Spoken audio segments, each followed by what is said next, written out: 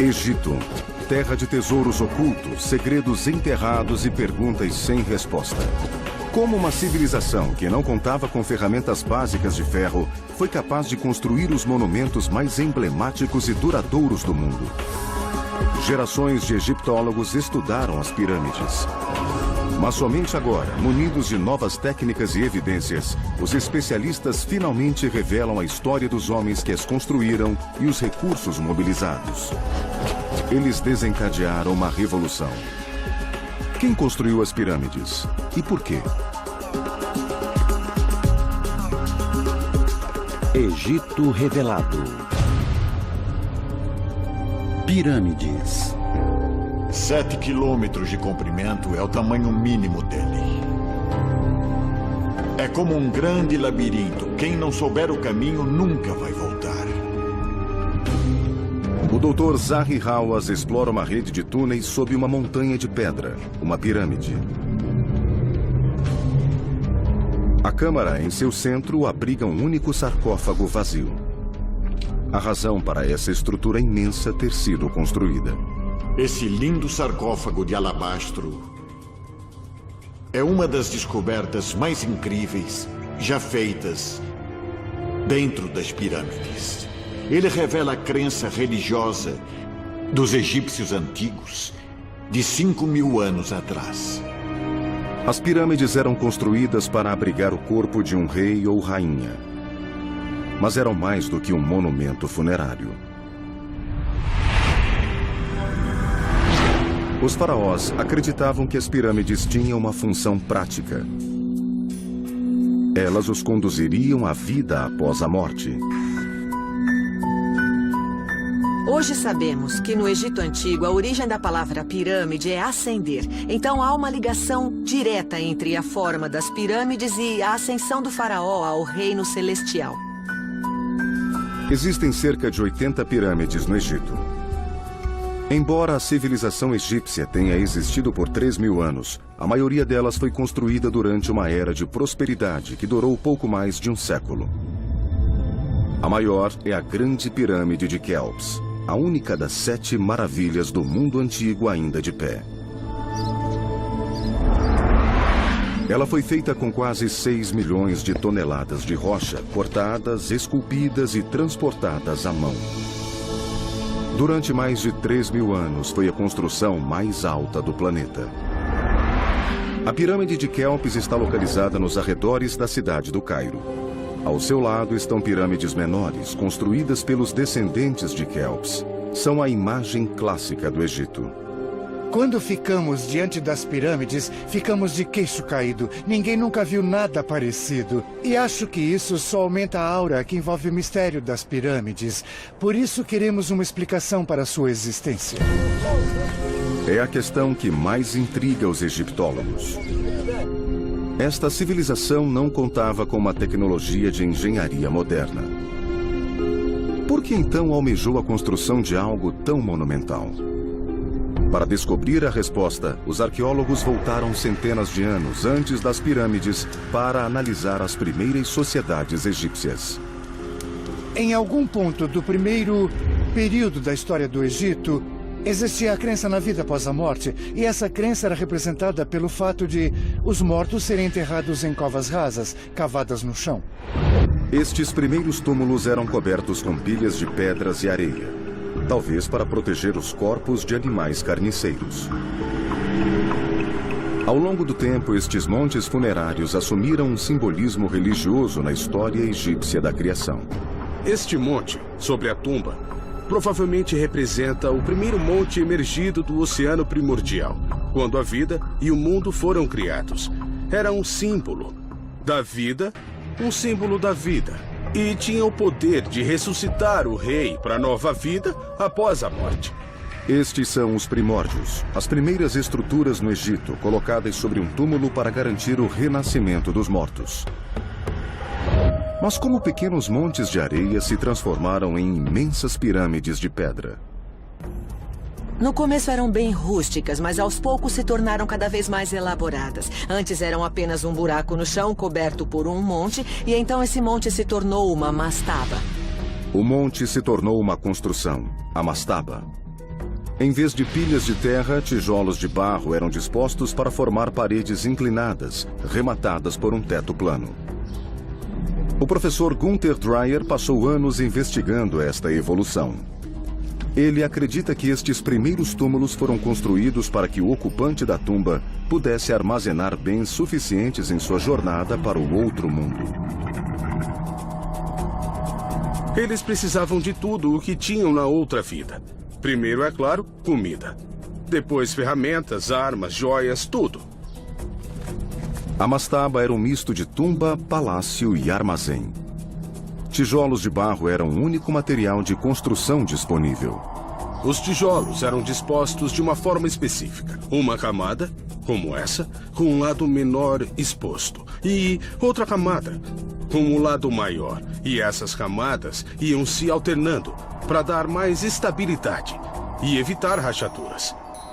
Ao longo do tempo, os construtores de tumbas refinaram o uso dos tijolos. Em Abidos, cerca de 480 quilômetros ao sul da Grande Pirâmide, o professor Dreyer escavou o túmulo do faraó Khazekemui.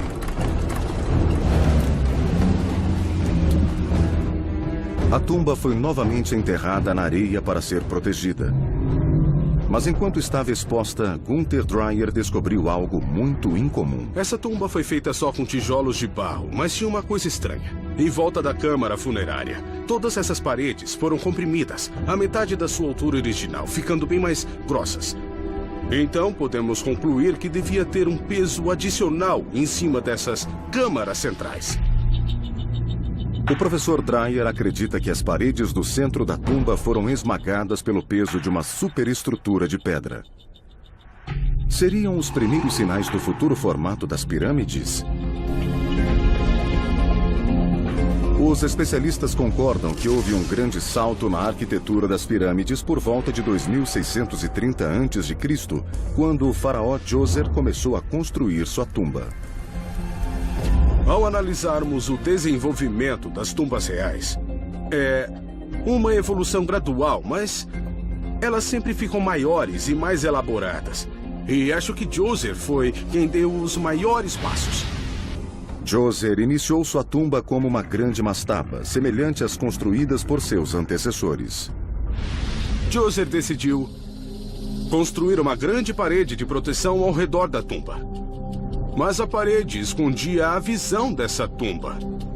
Então, seu arquiteto criou uma solução bem simples para torná-la visível de novo, que foi construir outro topo em cima do primeiro, outra mastaba sobre ele. Assim surgiram os degraus. Pirâmides de 6 degraus, com mais de 60 metros de altura. As pirâmides de degraus desempenharam um papel importante, não apenas na história do Egito, mas também na história da arquitetura. Em Saqqara, no sul de Giza, situa-se a maior construção de pedra do mundo.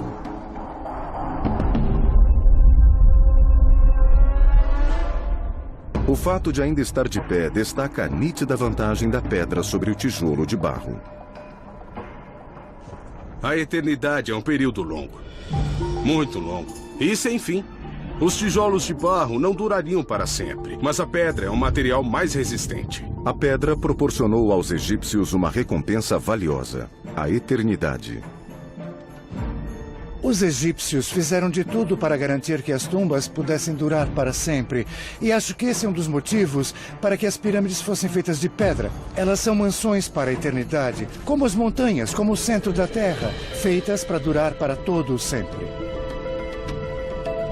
Parece que os construtores começaram empregando técnicas que conheciam e nas quais confiavam. As pedras usadas aqui eram unidas, como tijolos de barro, com a disposição alternada, que assim as encaixava como os tijolos. Mas este resultado não poderia ser obtido com tijolos de barro. A pirâmide de degraus de Djoser eleva-se a quase 60 metros e esta não é a única inovação.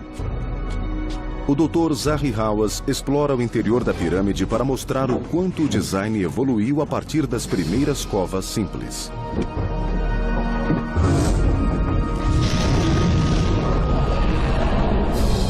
Há mais de 5 quilômetros de túneis nesta tumba.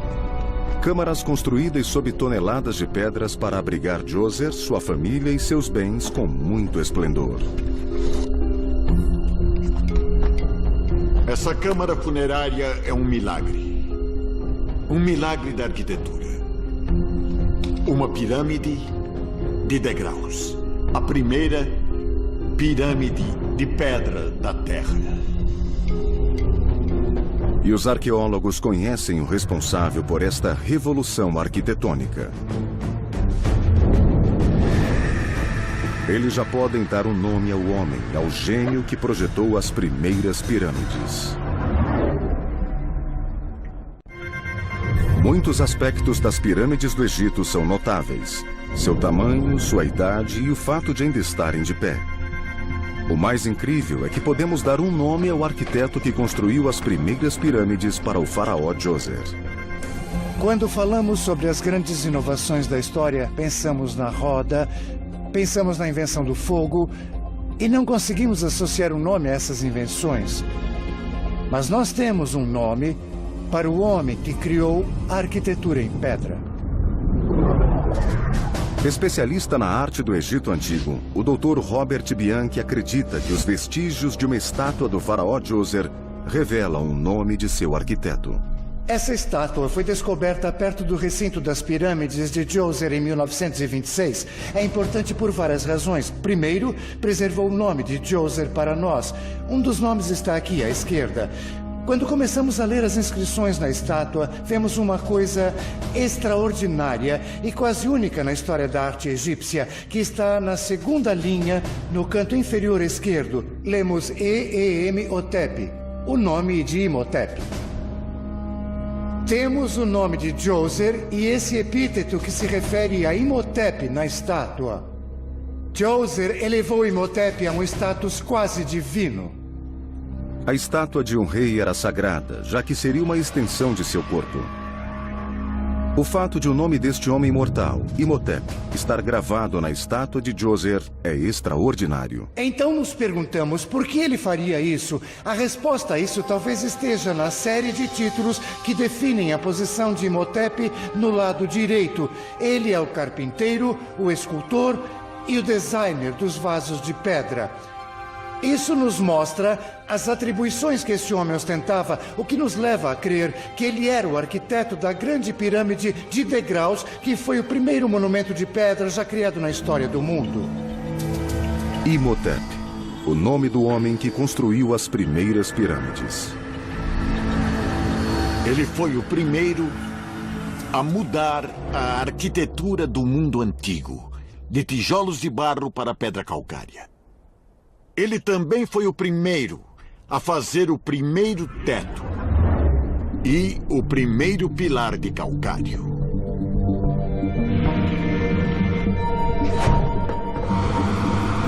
O arquiteto especializado em história, Jonathan Foyle, está tentando desvendar o processo mental que teria levado Imhotep a esboçar o projeto das pirâmides. Eu quero entender como esse salto lógico aconteceu. Transformar uma mastabá plana numa grande pirâmide de degraus, o que criou um dos estilos arquitetônicos mais emblemáticos do mundo. Eu quero entender também como as pirâmides evoluíram. Como a mente do Criador as concebeu há 4.600 anos. O Dr. Foyle começa com um desenho em escala de grande precisão. Esse é o meu desenho. É a minha visão do desenho original de Imhotep para a pirâmide de Djoser. Vemos 1, 2, 3, 4, 5, 6 degraus e a base está um pouco desgastada. E o que vemos nesse desenho, que não está nas pirâmides de hoje, é o revestimento com um calcário branco bem fino. Com isso, a pirâmide parecia perfeita e brilhante aos olhos de quem a viu pela primeira vez. A pirâmide de degraus tinha 312 mil metros cúbicos de revestimento de pedra, feito inteiramente de calcário branco. Ninguém nunca havia visto algo assim.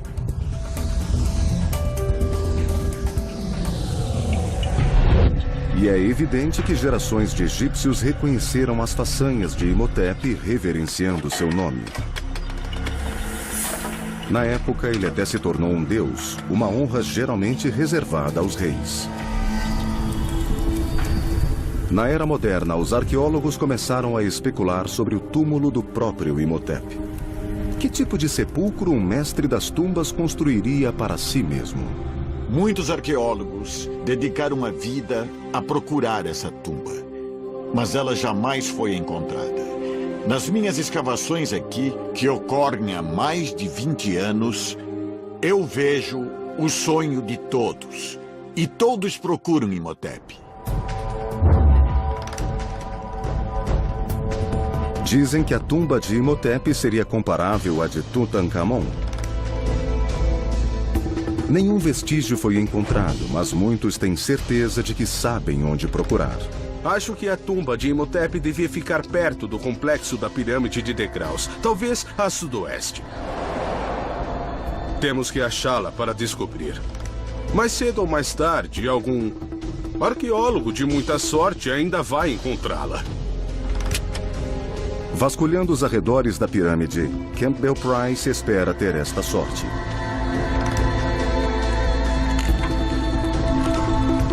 Ele trabalha para o projeto de análise geofísica de Saqqara, que mapeia o local há 17 anos.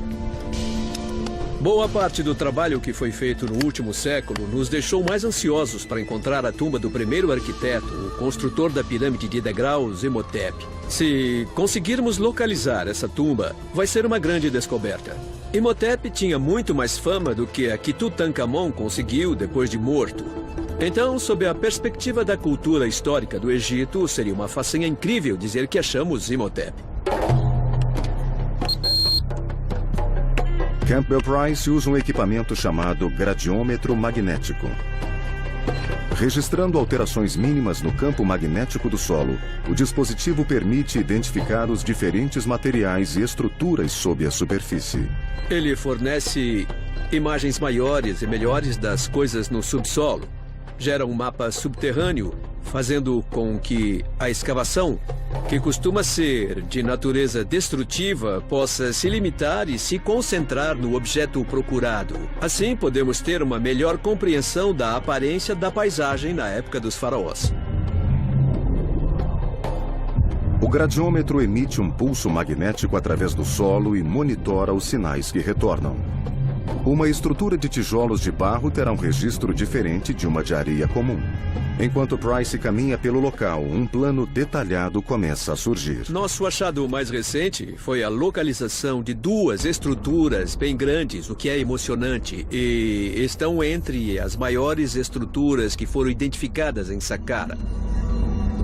Pode ser um templo ou uma tumba, provavelmente de alguém muito importante. O que temos aqui em Saqqara é uma grande estrutura antes desconhecida em qualquer mapa arqueológico. Seria incrível se fosse a tumba de Imhotep. Se Price encontrar a tumba de Imhotep, será uma descoberta de imensa importância. Mas levará algum tempo até que tenham certeza, já que qualquer escavação aqui seria lenta e meticulosa. Em contrapartida, o trabalho de Imhotep catalisou uma mudança súbita e dramática. O estilo de construção dos egípcios mudou subitamente, iniciando uma era de ambição desmedida. Ela produziu alguns dos edifícios mais espetaculares de que se tem notícia.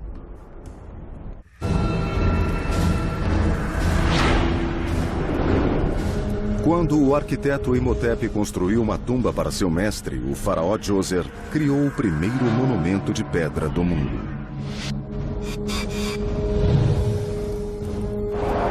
Ele também iniciou uma era de inovação visionária. A inovação de Imhotep em pedra foi revolucionária. Foi como uma luz que se acendeu, uma lâmpada. Porque em poucas gerações, os egípcios passaram da pirâmide de degraus para a grande pirâmide de Quéops. Então não estamos falando de milhares de anos, mas de algumas gerações de faraós e uma mudança de dinastia. Isso foi quase instantâneo. O ritmo das mudanças só aumentou com o faraó Snefru. Snefru talvez seja um dos faraós mais notáveis ao subir ao trono do Egito. Ele abriu o caminho, ele é o pioneiro dos edifícios monumentais. Snefru chegou ao trono 50 anos depois de Djoser e construiu em uma escala extraordinária.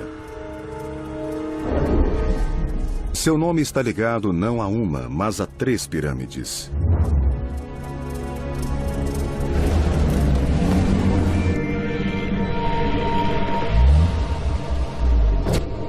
O arquiteto histórico Jonathan Foyle investiga 3 projetos bem diferentes. Acredita-se que o primeiro a ser construído está na necrópole de Meidum. Meidum é muito interessante. Parece representar um tipo de transição, porque pega o protótipo da pirâmide de degraus, mas aumenta a escala. Esse edifício é bem maior, podemos ver por comparação direta, lado a lado. E depois que essa coisa de 8 degraus foi erguida, parece que decidiram voltar e instalar um revestimento externo. Eles queriam aplainar as laterais, embora o projeto original não fosse o de uma pirâmide. Aqui o revestimento de calcário foi raspado e agora está uma pilha ao redor da base da pirâmide. Meidum possui um design parecido com o da pirâmide de degraus, mas em uma escala bem maior. Hoje está parcialmente destruída, mas no passado chegava a mais de 90 metros. No entanto, ainda não era o suficiente para Snefru. Ele começou novamente e desta vez tentou construir a primeira pirâmide com laterais lisas. A chamada Pirâmide Torta está localizada a 40 quilômetros ao norte de Meidum. Gosto da Pirâmide Torta de Snefru. O nome é bem óbvio, porque cada lado tem 2 declives. O nível de baixo é mais íngreme do que o de cima. E nós perguntamos, por quê? Parece que a intenção era que fosse a primeira pirâmide com lados iguais. Ela começou bem íngreme, com mais de 50 degraus. E se continuasse subindo, seria mais alta que a própria Grande Pirâmide. Mas então, alguma coisa aconteceu. Deve existir alguma explicação, um problema técnico que fez com que criasse um nível com um declive bem menor. Com 43 degraus para concluir. Será que foi um grande erro e um desperdício de energia? Os construtores de Snefru pensaram, vamos terminar isso e seguir em frente, porque é um experimento fracassado? Eu gosto da ideia de que a pirâmide torta era para ter sido uma pirâmide normal. Eu acho que ela representa um tipo de protótipo. E isso talvez queira dizer que houve um problema nas fundações, como rachaduras, que acabou levando à mudança no projeto. Peter Brand acredita que a forma desta pirâmide é produto da ambição excessiva dos construtores. Eles sabiam que não podiam concluir a construção que planejaram e literalmente mudaram de direção.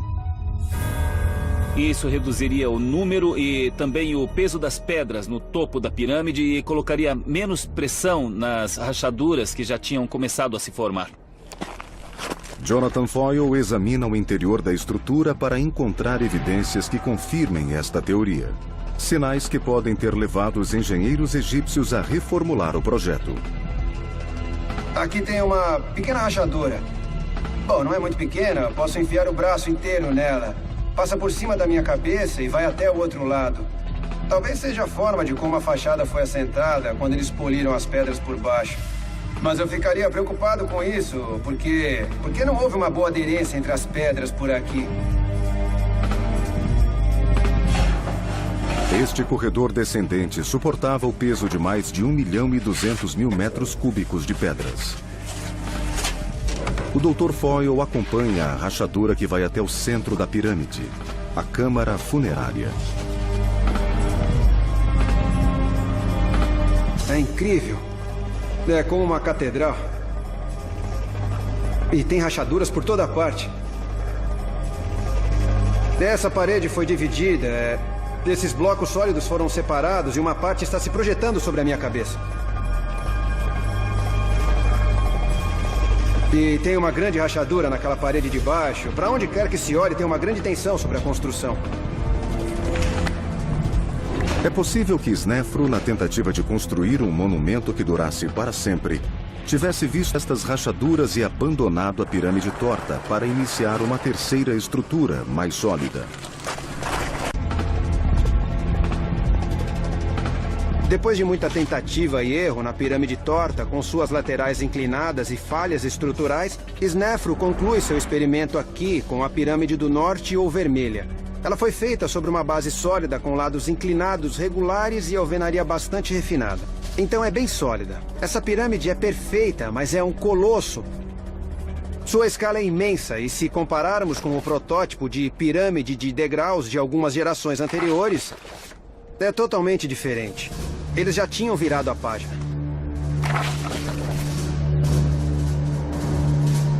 Este é o produto do que Snefru aprendeu em Meidum com a pirâmide torta. A primeira pirâmide verdadeira, com lados lisos e brilhantes, imitaria os raios do sol e levaria o faraó para a vida após a morte.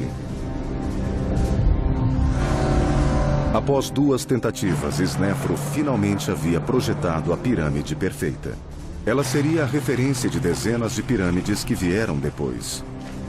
Mas há quem discorde desta teoria. O arqueólogo Vassil Dobrev não está convencido de que a pirâmide torta tenha sido um fracasso deixado para trás. Tem um problema com a teoria tradicional. E ele é muito simples. A pirâmide torta, que tem sido considerada um acidente, um monumento abandonado, na verdade, é a pirâmide mais preservada do Egito. Grande parte do revestimento da pirâmide ainda está intacto. Ela parece ter sido concluída. Dobrev questiona os motivos pelos quais Snefru aplicaria tantos recursos para depois abandonar um projeto que havia idealizado. Para mim, a pirâmide torta não é um acidente. Pelo contrário, é um exemplo excelente da forma como os arquitetos de Snefru construíam pirâmides. Era o começo da ideia. Era uma coisa nova, uma coisa original que ninguém nunca tinha feito antes.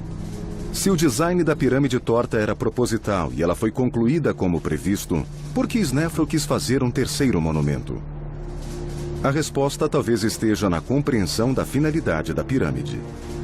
Uma teoria sugere que a pirâmide é uma réplica do Monte da Criação, o chamado Monte Bem-Bem, ou Colina da Criação, que surgiu no dia em que os raios do sol chegaram ao abismo aquático, iniciando a criação. O Monte Bem-Bem é o primeiro pedaço de terra a emergir do oceano no mito egípcio da criação do mundo. Dobrev acredita que a pirâmide torta represente este mito. Este elo com a criação testemunharia o renascimento do rei. E quando Snefru fez esse monumento, ele deve ter tido essa ideia de fazer um monumento parecido com o Monte Bem-Bem. E a teoria de Dobrev também explica por que Snefru construiu mais de uma pirâmide. Ele queria subir ao céu. E uma vez lá em cima, precisava descer. Então ele precisava de outro monumento, que é a pirâmide verdadeira. A pirâmide vermelha possui laterais lisas, em declives iguais, e simboliza os raios do sol devolvendo o faraó à terra. Veja, na realidade nós temos 2 pirâmides que trabalham juntas. E os 2 monumentos formavam um ciclo perpétuo de ressurreição e renascimento. As realizações de Snefru são inquestionáveis. Ele não só foi o homem responsável pela criação do formato tradicional das pirâmides, como durante o processo também construiu 3 monumentos colossais durante seus experimentos. Juntas, elas somam mais de 3.500.000 metros cúbicos de pedras.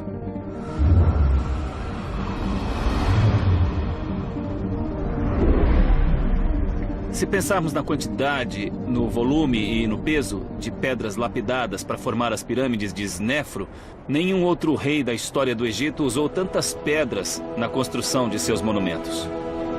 Mas as pirâmides de Snefru não seriam lembradas como os maiores feitos da engenharia da civilização egípcia. Elas logo seriam ofuscadas pela maior pirâmide já construída. Um monumento de tamanha precisão que até hoje as pessoas questionam se foi uma façanha de uma antiga civilização. A Grande Pirâmide de Giza.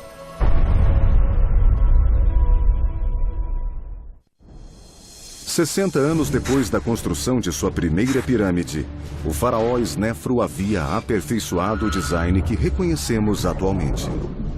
Suas pirâmides são os protótipos, os modelos experimentais que permitiram que Kelpis construísse essa pirâmide tão perfeita desde o começo.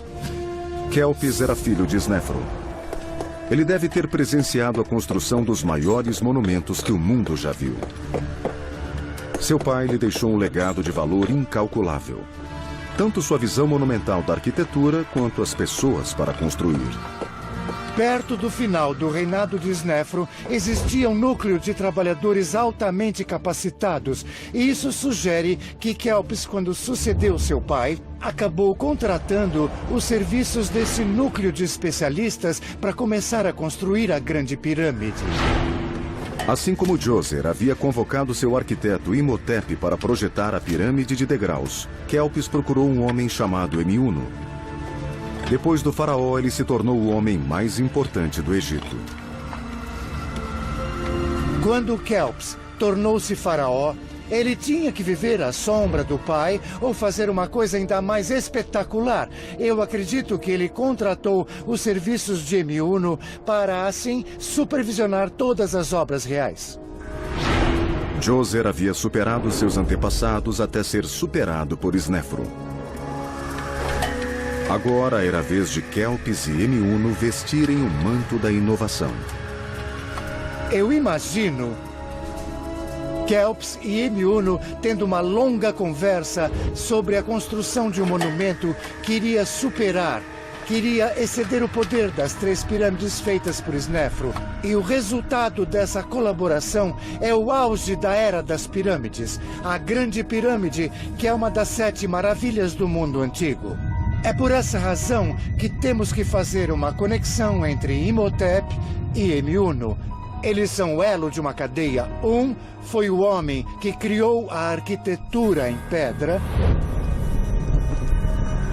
E o outro, Emiuno, o homem que, na minha opinião, é responsável pelo ápice da arquitetura em pedra em uma escala jamais reproduzida em nenhum lugar do mundo.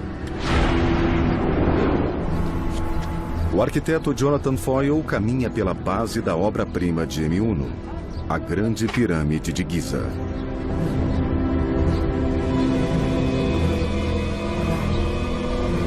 Mas como? É a primeira pergunta que me vem à cabeça. Não dá para ter uma noção do tamanho até chegar bem perto.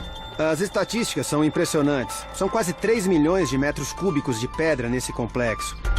E vem de um reinado que durou menos de 30 anos. Quer dizer que, trabalhando cerca de 10 horas por dia, eles teriam que encaixar uma pedra a cada 2 ou 3 minutos, sendo que as pedras pesavam 2,5 toneladas, em média. Então, é uma façanha incrível da engenharia. Análises revelaram que as dimensões desta pirâmide são incrivelmente precisas. O local foi nivelado com tamanha precisão que a altura da base varia apenas uma fração de centímetro. As faces leste e oeste foram alinhadas de forma a apontar para o norte verdadeiro. E tudo isso foi alcançado com o uso de ferramentas muito rústicas. Isso parece ridículo que o fim da construção em pedra tenha acontecido depois da aparente perfeição que alcançaram quase que instantaneamente. Alguns vestígios recordam que a pirâmide foi construída à mão. Olhando a camada de baixo, porque toda a pedra que revestia todos os declives brancos foram removidos e o que estamos olhando são as pedras que estão embaixo. Dá para ver o lado humano. Pessoas fizeram isso no final. Debaixo da perfeição tem vários blocos rusticamente lavrados. São irregulares, não são modulares, são desiguais e foram encaixados da melhor forma possível e unidos com argamassa. Vemos imperfeições sob o revestimento, é bem evidente aqui. Mas isso não diminui em nada essa incrível façanha. As inovações mais impressionantes de Emiuno podem ser encontradas dentro da Grande Pirâmide. O Dr. Zahi Hawass, o arqueólogo-chefe do Egito, entra por um túnel escavado há vários séculos por ladrões de tumbas.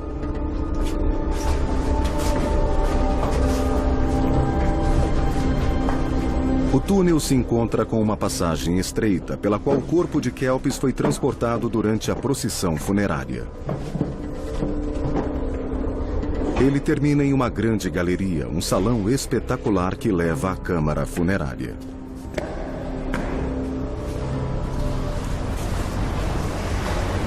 Aqui fica a incrível câmara funerária.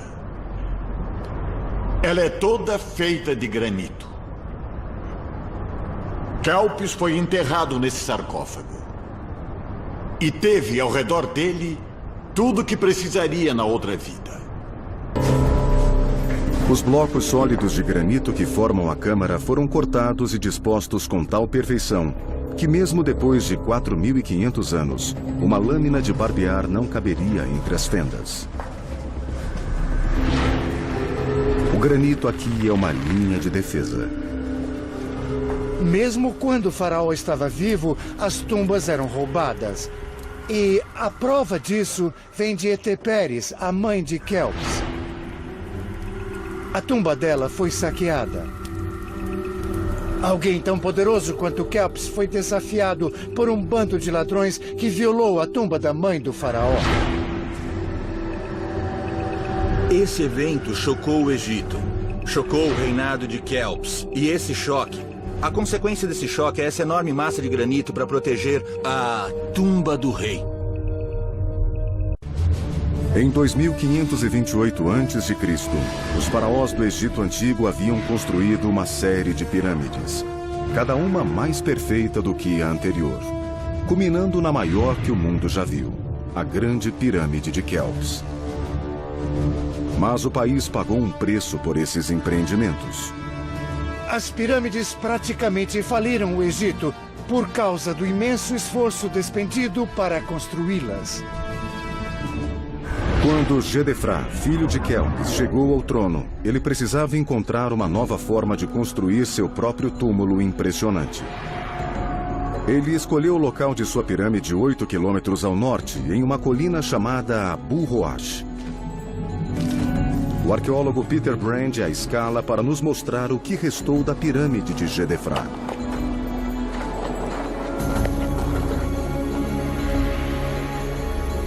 Aqui no Planalto de Abu Roash, podemos ver por que Gedefra escolheu esse lugar maravilhoso para construir a sua pirâmide. Ele domina totalmente a paisagem ao redor.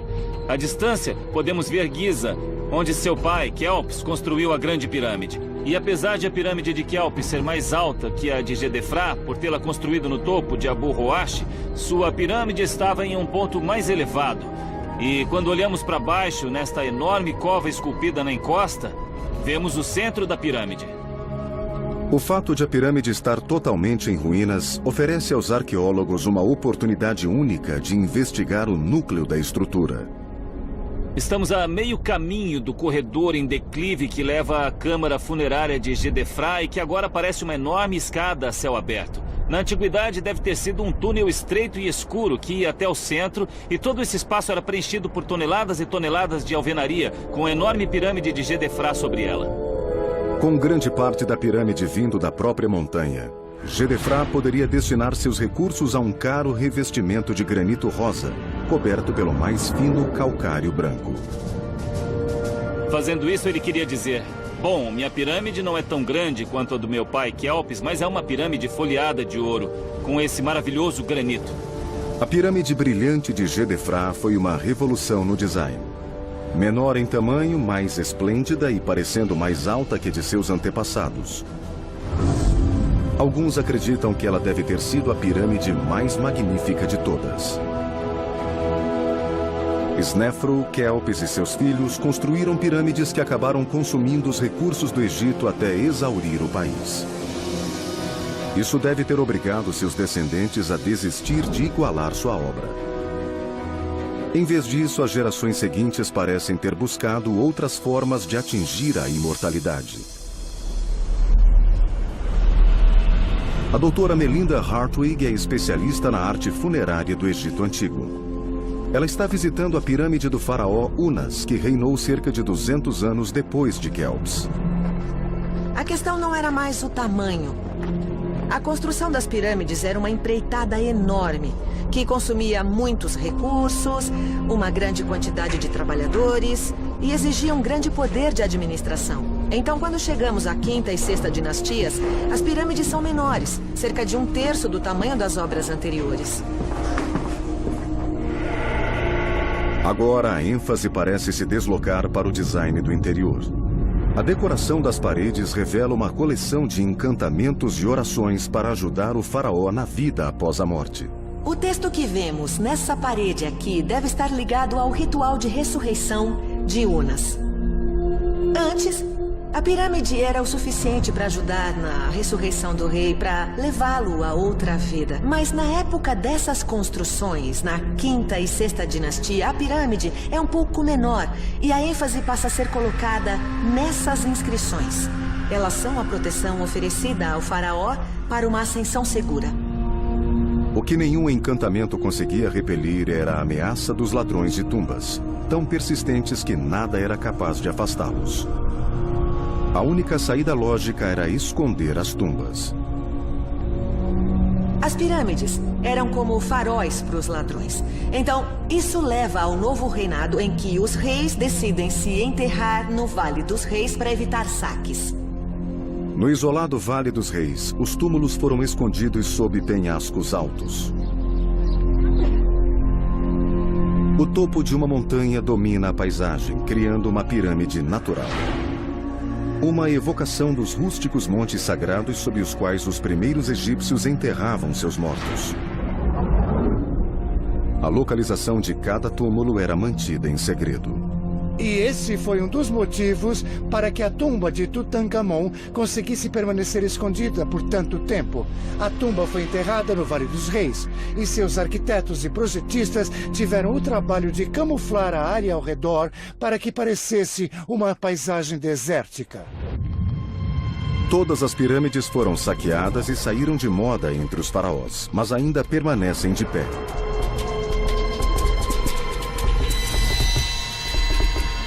Elas atraem cerca de 10 milhões de pessoas ao Egito todos os anos. As pirâmides deixaram uma impressão duradoura na civilização ocidental. Os fundadores dos Estados Unidos não conseguiram achar um símbolo de maior longevidade e grandeza do que as pirâmides. Por isso se apropriaram dele e o usaram na nota de $1. A origem deste legado de 4.000 anos pode ser atribuída a um homem.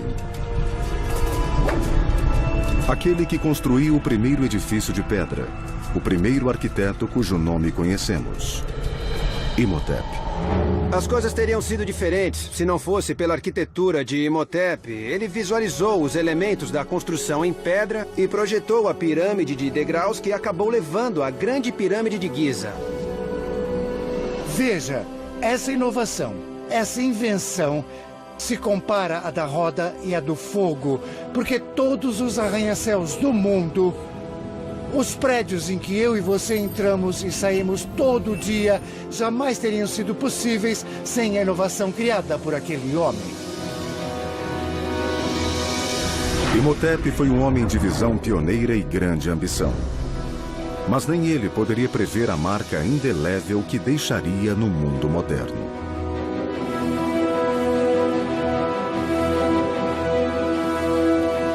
Versão brasileira, Vox Mundi.